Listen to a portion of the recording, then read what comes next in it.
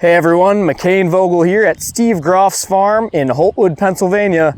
Welcome to Conservation Ag Update. Conservation Ag Update is brought to you by the 2024 National Strip-Tillage Conference. Hello and welcome to the first episode of July. Thanks for being here with us. Technology editor Noah Newman here. All right, let's kick things off in Eagle, Wisconsin, where a longtime no-tiller is putting new technology to the test. Tyler Troiola used John Deere See & Spray Premium for the first time.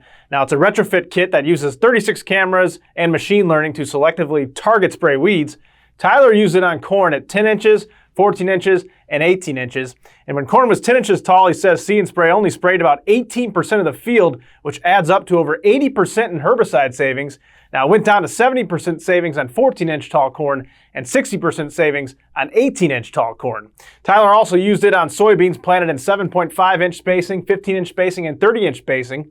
Now, the jury's still out on the ROI with soybeans, but he says it worked best on the 30-inch soybeans with about 30% herbicide savings. So before spraying, Tyler placed water-sensitive paper next to several weeds to test the accuracy of the system. And as you can see here, as signified by those purple spots on the paper, See & Spray was able to see and spray even the smallest weeds and heavy residue. So overall, Tyler's pretty encouraged by the results. On corn, it kind of worked as advertised. We got the savings. I would say on average, our corn, we've only sprayed about 20% of the field. Beans, from what I've seen, some fields it sprayed 80%, 85% of the field. So obviously that's 10 to 15% savings, but when you're paying a subscription fee every acre, are you really saving anything? How will it work in residue?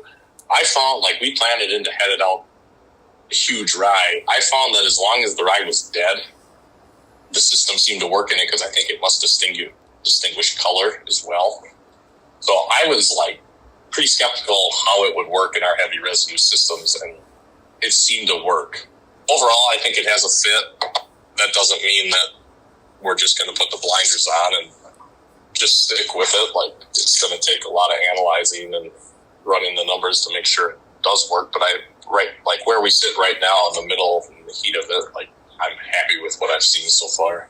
And Tyler says the biggest savings might actually be on time. Not having to stop and reload the tank mix was a huge benefit. And he says his tank mix for soybeans is more expensive than corn, so even with just a 15% herbicide savings, it might be worth it. Time will tell when he crunches the numbers later this year.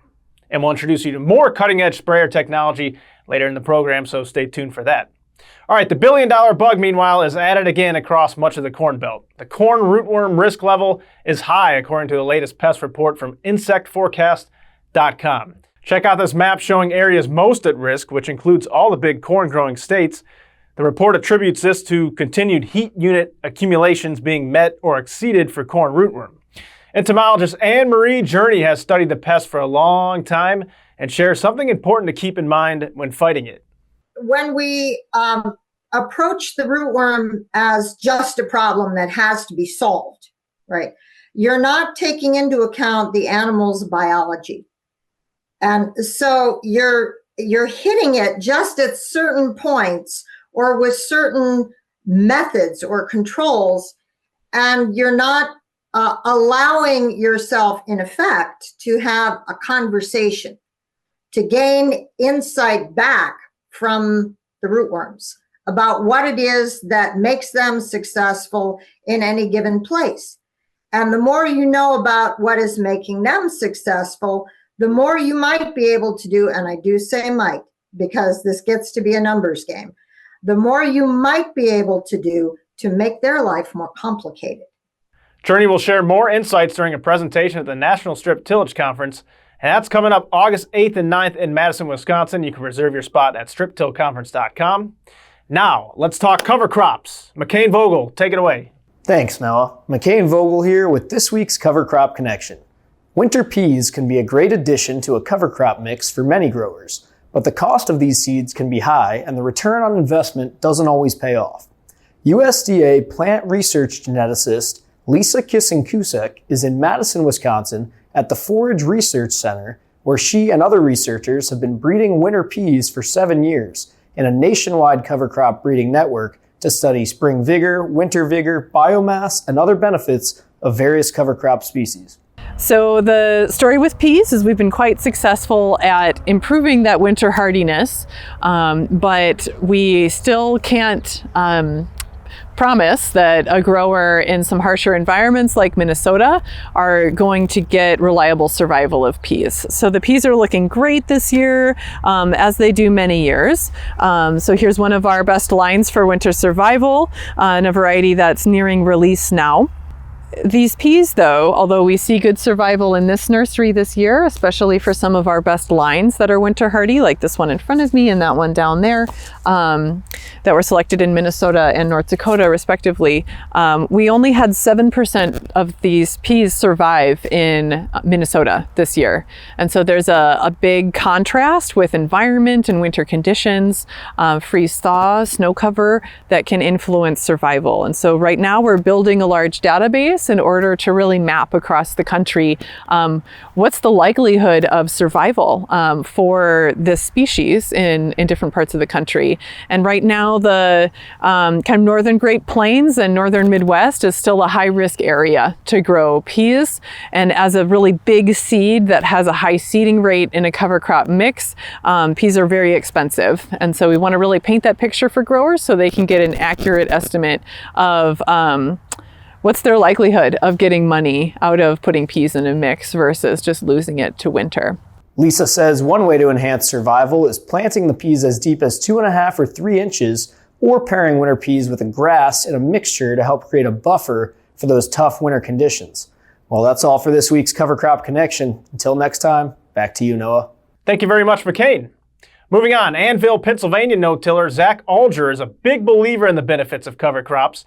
His 318 bushel corn yield was good enough for first place in the state's 2023 NCGA Corn Yield Contest. Alger says planting conditions across his farm have improved quite a bit since he started using wheat as a cover crop about 10 years ago.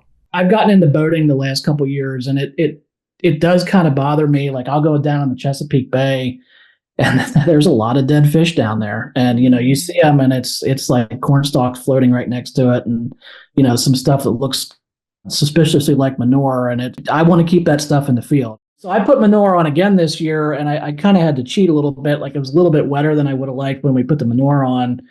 So there's some compaction there, and I want to see, I think having the cover crop there, not only does that root mass, help kind of protect the soil, I should say, from wheel traffic, but that cover crop's there growing now. And I think those roots, like, if I let them go a week or two, I think it could almost grow some of the compaction out. So we'll see. I mean, maybe it won't work, but you don't know till you try. And Zach says he wants to try cereal rye eventually, but the cost of cereal rye in his area is pretty expensive, so he hasn't tried it quite yet. All right, there's new smart spray technology from precision ag startup Sentera that could lower herbicide usage by up to 70%. It's called Aerial WeedScout. It uses aerial imaging from a drone and artificial intelligence to detect weeds. Then it creates prescriptions within 24 hours that can be executed through any precision sprayer. Sentera CTO Eric Taipale explains what separates Aerial WeedScout from other precision spraying options on the market.